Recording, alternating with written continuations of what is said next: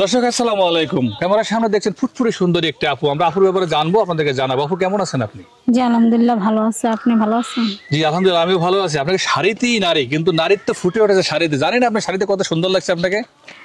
আমি তো আর দেখতেছেন আপনি কেমন লাগতেছে জানি না। যাই হোক, অনেক ভালো লাগছে। আপনি হাসি দিলে আরো ভালো লাগে। আচ্ছা আপু, আপনার বাড়ি কোথায়? আমার বাড়ি দিনাজপুর। আপনার বয়স কত? 28 বছর চলতেছে। আপু বাংলা লেখাপড়া করছেন কত? আমি ভাইয়া 7 পর্যন্ত পড়ছি। আরবি পড়ছেন? জি জি। কোরআন পড়তে পারেন না? জি আলহামদুলিল্লাহ। আপনি কি পর্দা করে চলেন না এই যে আমাদের ক্যামেরার সামনে যেভাবে আছেন এভাবে চলেন? আমি বোরকা পরে আছি। বোরকা পরে চলেন। আচ্ছা আপু, আপনি বলছিলেন যে একজন জীবন সঙ্গীর জন্য আমাদের এখানে আসছেন, কিন্তু আপনার 28 বছর বয়সে তো অবশ্যই বিবাহিত। ভাইয়া শুনেন, আমার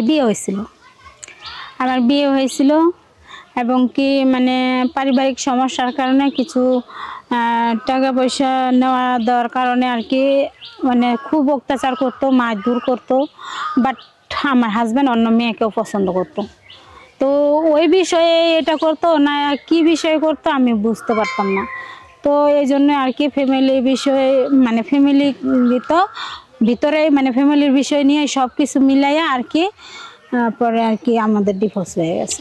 ডিভোর্স হয়ে গেছে। আপনি বিয়েটি কি আপনার অ্যারেঞ্জ ম্যারেজ ছিল না প্রেম প্রীতি করে করছেন? না অ্যারেঞ্জ ম্যারেজ ছিল। অ্যারেঞ্জ ম্যারেজ ছিল। আচ্ছা আপু, এখন তাহলে নিজের বিয়ের কথা বলতে আসছেন, আপনার কি কোনো গার্জিয়ান নেই?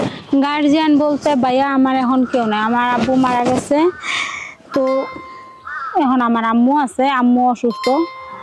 ভাইয়া থাকে 2টা ভাই, ওরা যার যার মতো সংসার নিয়ে ব্যস্ত। তো আমারটা এই জন্য আমি নিজেই এখন দায়িত্ব নিতে, যার যার মতো তারা সংসার নিয়ে ব্যস্ত।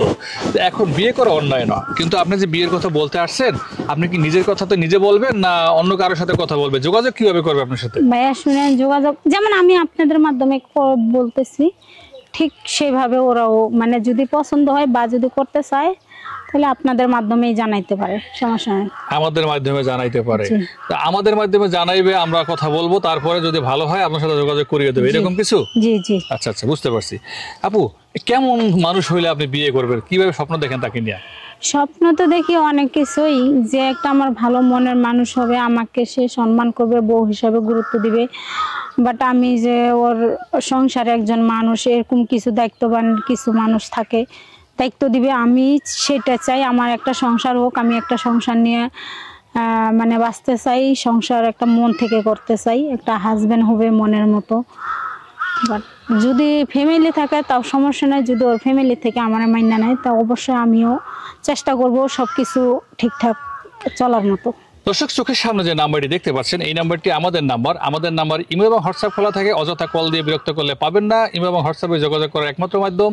আপুটির সম্পর্কে যদি আরো অধিকতর তথ্যের আপনার প্রয়োজন হয় তবে আমাদের সাথে যোগাযোগ করবেন, আমরা তথ্য দিয়ে আপনাকে সহযোগিতা করবো। সবার জন্য মন থেকে দোয়া এবং ভালোবাসা। সবাই ভালো থাকবেন। আল্লাহ হাফেজ।